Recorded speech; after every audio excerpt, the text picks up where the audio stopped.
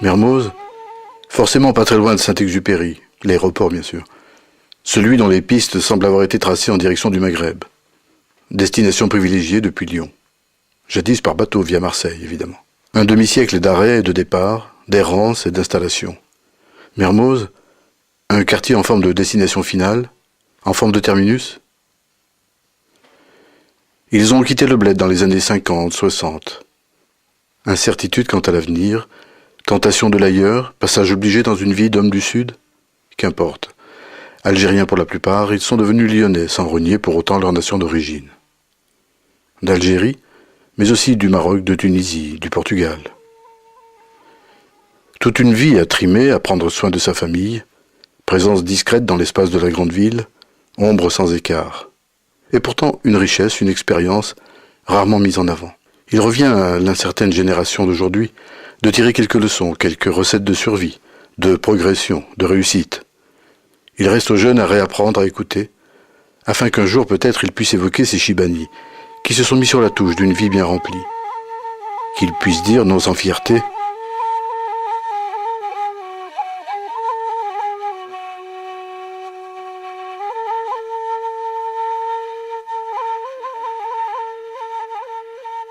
je suis arrivé à Lyon, tout jeune, il y avait quelqu'un, un parent aussi, il est plus âgé que moi. On est restés ensemble. Il n'y avait rien du tout, c'était vraiment, il n'y a pas de logement. Il y a le travail aussi, il fallait chercher. Je suis resté, je suis allé à un bureau arabe, on appelait, c'était 15 rue du Dauphiné. J'ai commencé, j'étais embauché comme laveur de vitres. J'ai travaillé au mois de novembre, décembre, en 55, il faisait un froid terrible. Alors j'ai eu des engelures, je suis tombé malade, je ne peux plus bouger, et je dormais dans un bureau de la rue de Dauphiné. Alors après il m'a trouvé un logement au foyer Inkerman. Si vous connaissez Inkerman, alors j'ai pas pu être. Alors après ma guérison, je suis resté presque 20 jours complètement malade. J'ai trouvé un emploi dans une petite boîte. On faisait des vis à 6 ponts creux. Même à Villeurbanne, c'est pas loin de chez moi. J'ai travaillé 2 mois. Après, ça n'allait pas. Mois de mars 56, j'ai cherché sur le progrès dans les annonces. J'ai commencé à m'intégrer, j'ai commencé à apprendre le français mieux, j'ai commencé à m'adapter, je suis devenu lyonnais. Alors, je m'intéressais au football, il y a des joueurs, enfin, il y a Mekloufi, il y avait, c'était Sétienne, j'ai commencé à m'intégrer. Et je suis tombé dans une boîte où j'ai eu un très bon patron, enfin, qui était s'occuper de près de moi, c'était comme un père, si vous voulez. En me voyant tout jeune, il m'a aidé. Je travaillais chez lui comme coursier, livreur de plomb. C'est une maison, il m'a embauché exactement le 2 mars 56. Après avoir quitté la boîte, parce qu'il ne nous payait pas bien, il nous donnait 105 francs. Et on travaillait 12 heures par jour et il ne nous payait pas les heures supplémentaires. On travaillait 70 heures par semaine. Qu'est-ce que vous voulez, il faut travailler, c'est la misère, il faut s'occuper. J'ai aidé un peu, si vous voulez, là-bas, la famille, parce que je n'ai pas de frères. Parce que ma belle-mère, quand elle est décédée, elle est décédée avec les 3 enfants, parce que c'était l'épidémie, le typhus, ils sont morts. Mon père, il ne s'est pas remarié, j'étais fils unique, et j'ai perdu mon père aussi dans les années 50. Je suis resté ici jusqu'à 60. J'ai eu mon permis, j'ai eu ma carte d'identité. Il m'a fait changer la carte d'identité. Il a jeté la carte d'identité indigène, il m'a fait une carte d'identité française. Et j'ai commencé à travailler jusqu'en 63. Je suis rentré chez moi en Algérie.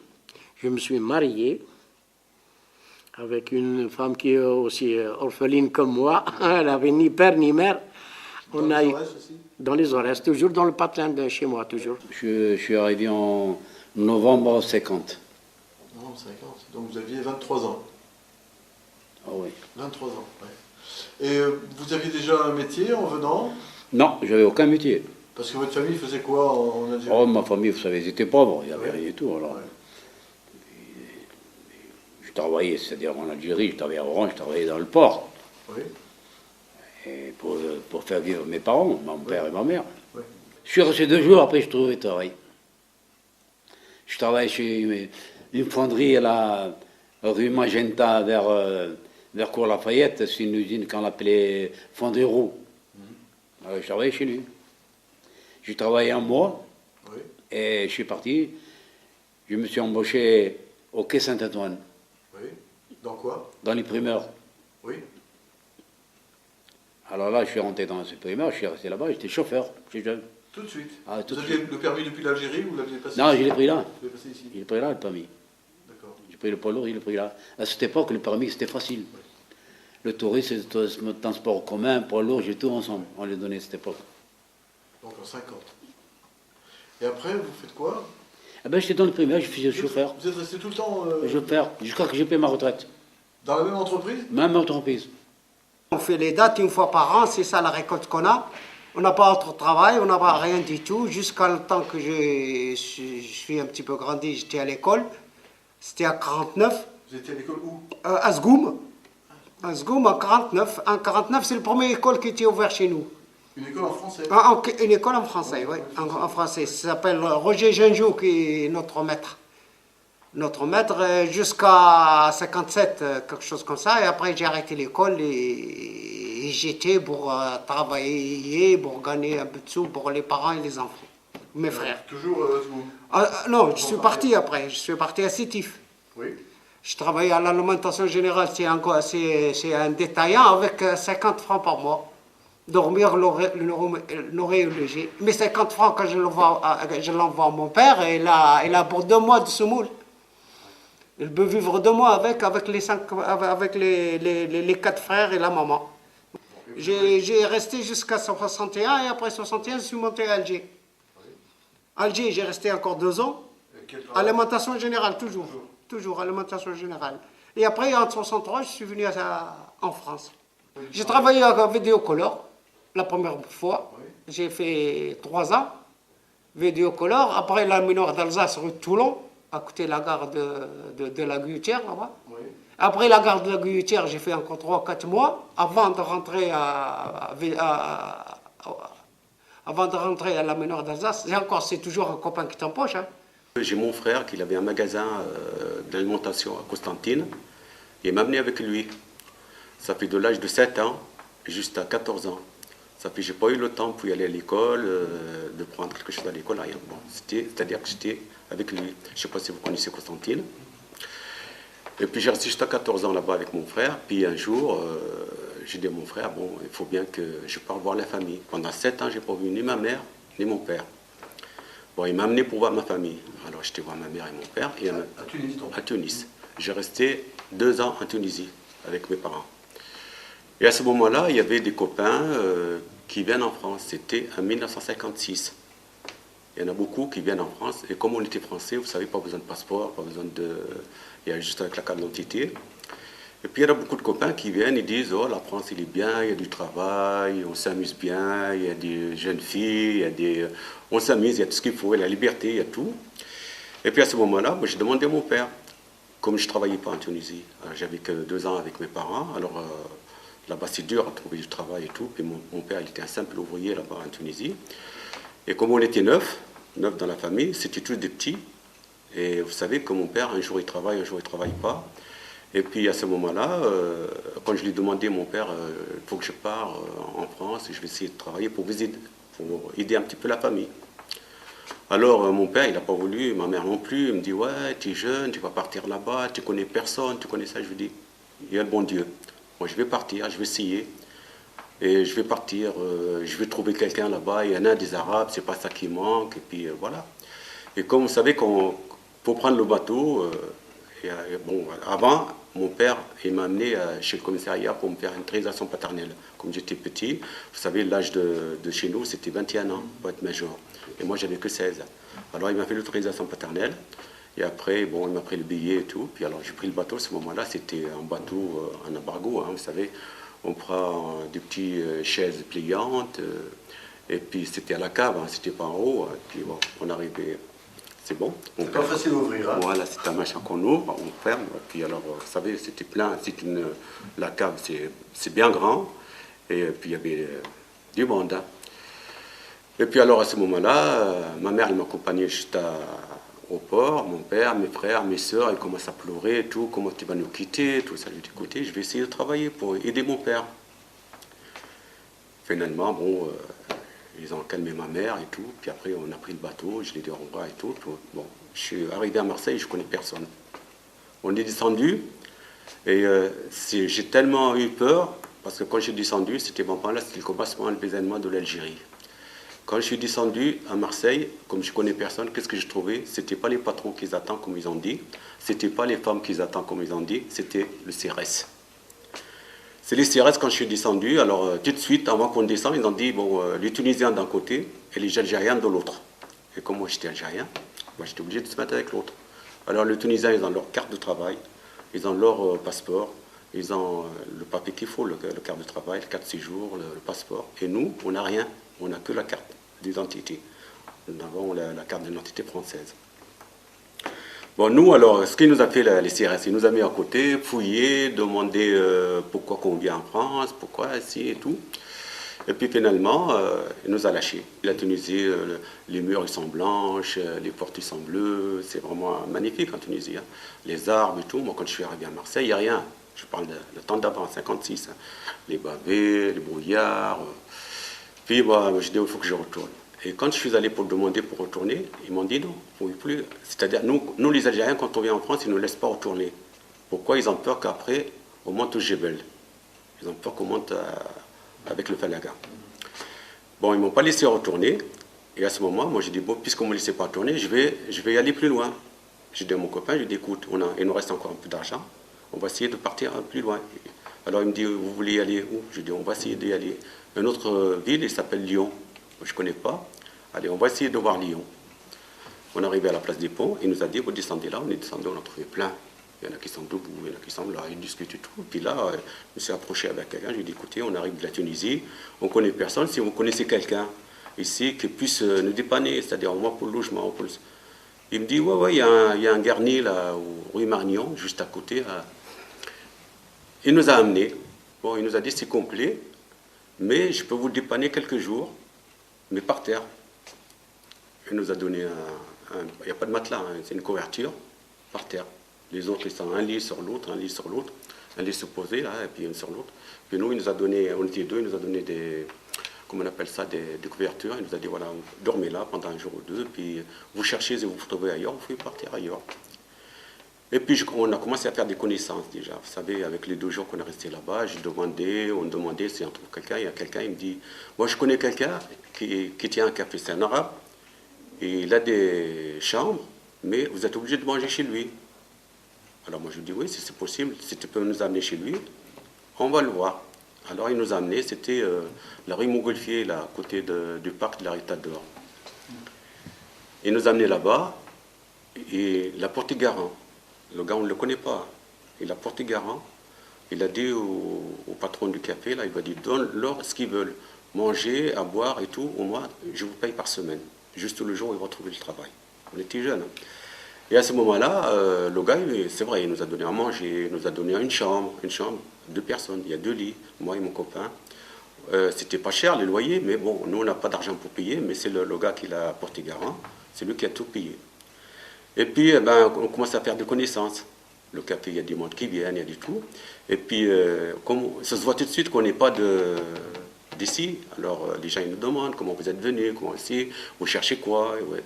Moi, j'ai dit, bon, je cherche du travail. Le copain aussi, on est venu pour chercher du travail. Il y en a un, il a dit, vous voulez travailler dans le bâtiment? Dans le bâtiment, 16 ans. Je lui dis, c'est quoi le bâtiment? Il y a la pelle et la pioche. Vous savez, avant, il n'y a pas de boutonnière, il n'y a pas de... comment on appelle, pilouique, il n'y a pas de... Alors je dis, bon, on y va quand même, pour voir. Il nous a amené, je me rappelle, c'était Pétance, Jal. C'est avenue de Château à Mouncha. Moi, quand il m'a vu, le directeur ou chef du bureau, je ne sais pas, celui qui embauche, il m'a dit, vous venez pour rentrer à l'école ou vous venez travailler? Moi, déjà, je suis petit et j'étais encore plus petit. Alors, j'ai dit, non, je viens pour essayer de travailler. Alors, il me dit, bon, restez, je vais vous trouver des petits travails. Le collègue, tout de suite, il a envoyé dans un chantier. Et moi, j'ai resté dans le bureau là-bas, dans le bureau du chef, là. Après, il y a un chauffeur de camion, il est venu, il m'a envoyé avec lui. Et moi, il m'a envoyé parce que lui, c'est une entreprise qui fait seulement des réparations. Des petites réparations. Ce n'est pas des grands bâtiments, mais c'est des réparations. Et puis, je suis parti avec le chauffeur. J'ai passé une demi-journée avec lui. Alors, il m'a donné une pelle. Et moi, je n'ai jamais travaillé auparavant, jamais. J'étais jeune, je ne sais pas ce que c'est le travail. Alors, je prends la pelle pour remplir le camion avec du sable. Je prends la pelle comme ça, je la tape, elle me revient sur moi. Tac, elle revient sur moi. Et lui, il n'était pas content, il commence à crier, tout ça. Il écoute, il me dit, j'ai besoin d'un homme, je n'ai pas besoin d'un gamin et tout. Et après, il me dit, écoute, bon, arrête là, je vous amène au bureau. Et il m'a amené au bureau. Alors, le chef, il était très gentil, il était vraiment aimable. Il me dit, vous inquiétez pas, je vais vous trouver quelque chose d'autre. J'ai eu de la chance de tomber dans une boîte où j'étais le seul, si vous voulez, Algérien qui travaillait. J'étais le seul Algérien. Et d'ailleurs, on ne me considérait pas comme... parce que je me suis intégré complètement. Je parle français, et voilà. Parce que j'avais un logement, on était dans des chambres collectives où il y avait 4 personnes, mais quand même un toit vous encourage. Vous avez un toit, vous avez le chauffage, ça vous encourage de travailler quand vous avez un toit. Je montais des radiateurs, j'installe le gars qui était chauffagiste, il me montrait, il me dit voilà, tu places ça, tu places ça. Moi j'ai commencé à placer comme ça, impeccable. Alors, après il m'a essayé de braser, j'ai commencé à braser, mais c'est impeccable. Ben, c'est tout, et il suffit de toucher. Quand on ne touche pas, on ne touche à rien, on apprend là. Il m'a dit, écoute, regarde et marque. Moi, je ne parle pas la première semaine. Tu prends ton cahier et regarde tous les gestes que je fais et tu marques. Et mes gestes, tu le prends par numéro. Par exemple, tu fais 1, 2, 3, 4 et tu montes. Si, par exemple, tu prends le 1 et tu sautes à 3 ou à 4, alors ton travail, si tu ne suis pas le règlement comme je t'explique après, ça ne te fait rien. Ah ben, j'ai marqué sur un cahier, je l'ai tout le temps encore, le cahier en plus. Et après, la deuxième semaine, il commence à m'expliquer. Il m'a expliqué, il m'a vu que j'ai tout compris, surtout les mesures, parce que les mesures, il y a une quantité, il y a un micron là-bas. Par exemple, il y a des clients comme Peugeot, il est un peu difficile, alors on demande toujours 30 microns, lui. Renault, on le fait 15 ou 20, c'est bon. Ça durait 30 ans. 30 ans. Jusqu'à la retraite. Jusqu'à la fin. Jusqu'à je suis parti de la même place. Et à ce moment, on revient en arrière. Pendant que je travaillais, je commençais à faire des connaissances. J'avais fait connaissance d'une jeune fille. Je fréquentais. Je me suis débrouillé pour me marier. Et après, bon, j'ai pris un logement. Et après, j'ai fait des enfants, comme tout le monde. J'ai 5 enfants. 3 filles, 2 garçons, ça va, j'en ai 2 qui sont mariés, je suis un grand-père maintenant et tout.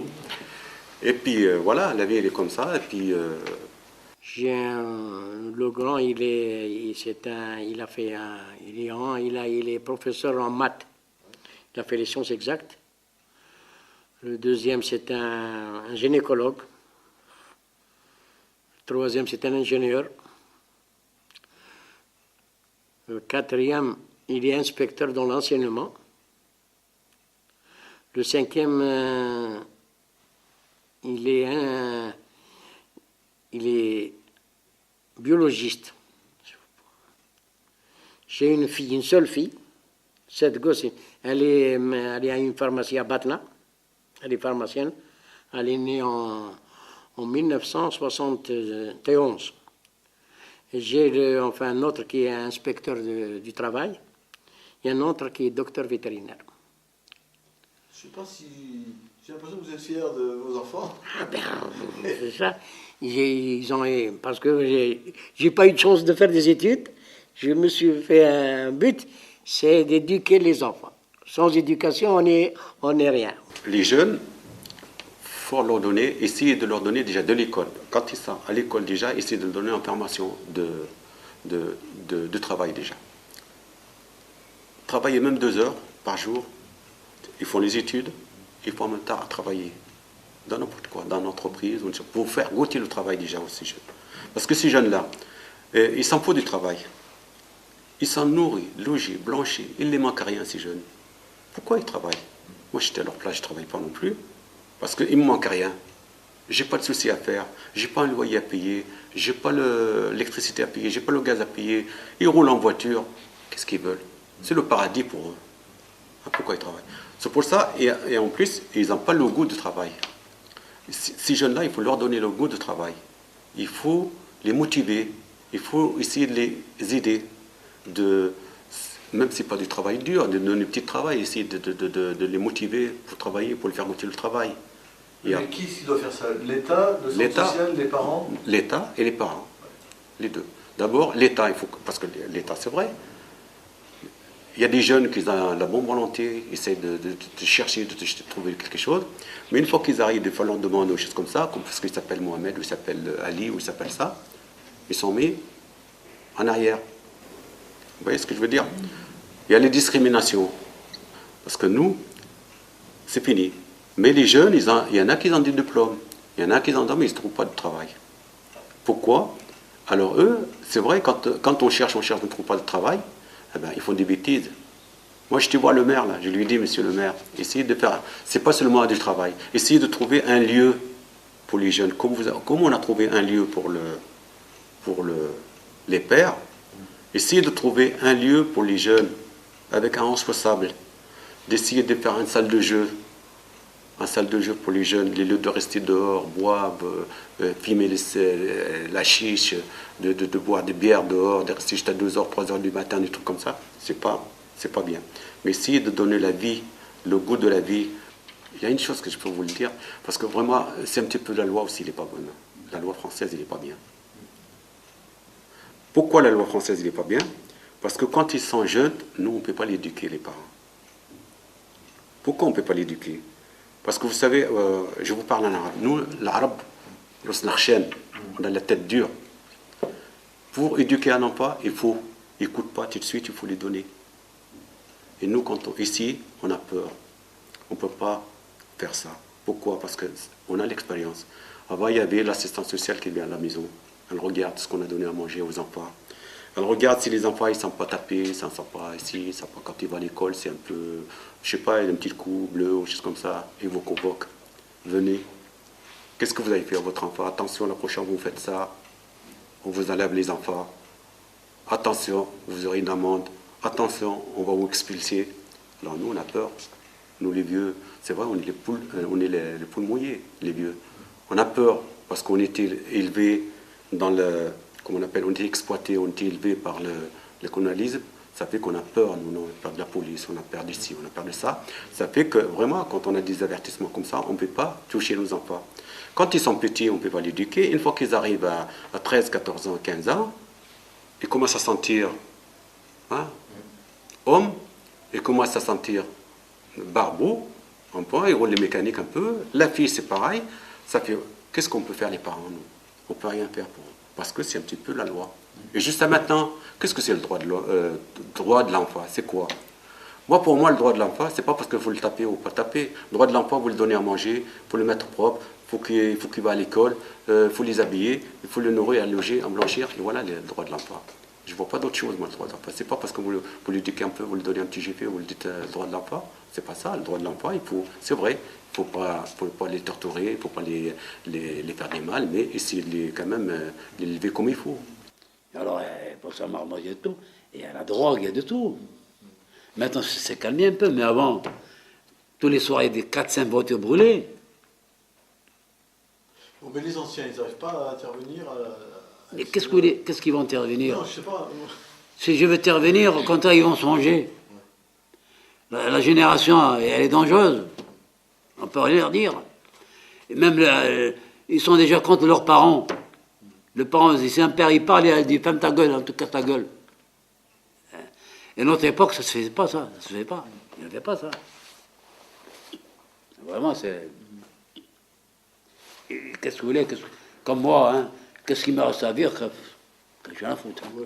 Ben, parce que je ne vais pas vivre encore 80 piges. Hein. Avec le centre social, et nous, le groupe de pères, moi, voilà, on arrivait à embêter des patrons. Les patrons, ils sont venus. 150 patrons. Et on a essayé de faire quelque chose, et j'ai embêté les jeunes. Écoutez, même les jeunes, ils étaient vraiment... Ils sont désertés. Je me suis trouvé avec 7 jeunes. Et moi, je leur ai dit, il y en a 300 jeunes dans le quartier.